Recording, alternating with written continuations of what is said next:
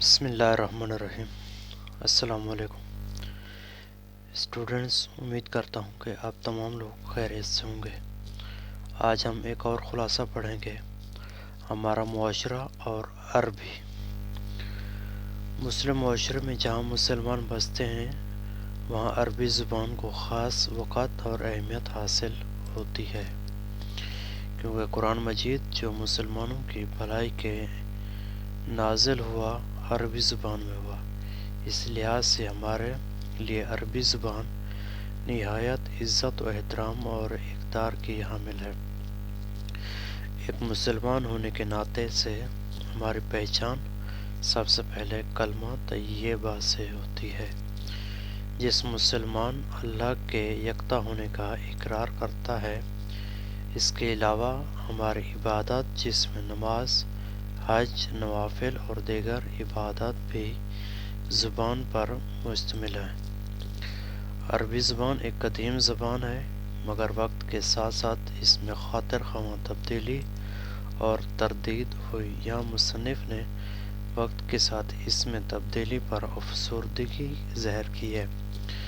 یعنی ان کا کہنا یہ ہے کہ کئی لوگوں نے عربی کے اردو ترجمے کرنے پر الفاظ کے معنی بدل ڈالے ہیں، اور آج مسلمان بھی اس پر کوئی توجہ اور دلچسپی لیتے ہوئے نظر نہیں آتے، جبکہ عربی کے بارے میں جاننا اور سمجھنا مسلمانوں کے لیے انتہائی ضروری ہے، کیونکہ جب تک ہم عربی کا بغور مطالعہ نہیں کریں گے تب تک ہم اپنے رہنمائی کتاب یعنی قرآن مجید کو سمجھ نہیں پائیں گے، جبکہ ہمیں اپنی اس رائے نجات کلام کا سمجھنا انتہائی ضروری ہے۔ یا عربی دیکھنے میں ایک چھوٹا سا لفظ ہمارے لیے بڑی اہمیت کا حامل ہونا چاہیے۔ ہمارے رسول اللہ صلی اللہ علیہ وسلم نے ہمیں اس بات کی تلقین بڑے واضح الفاظ میں کر دی تھی کہ قرآن مجید اللہ تعالیٰ کی کتاب ہے، اور اس کی تعلیمات پر عمل کرنا ہر مسلمان کا فرض ہے۔ عربی کو ادائیگی کے لحاظ سے بھی وہ تقویت اور ترقی حاصل نہیں ہوئی جو اسے ہونی چاہیے تھی۔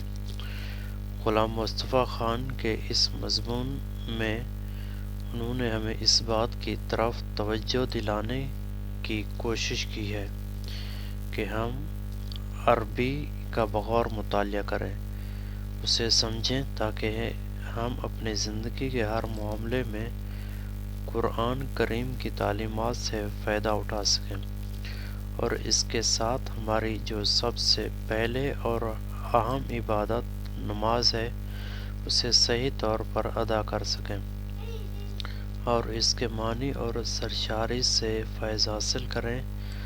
عربی تعلیم ہمارے معاشرے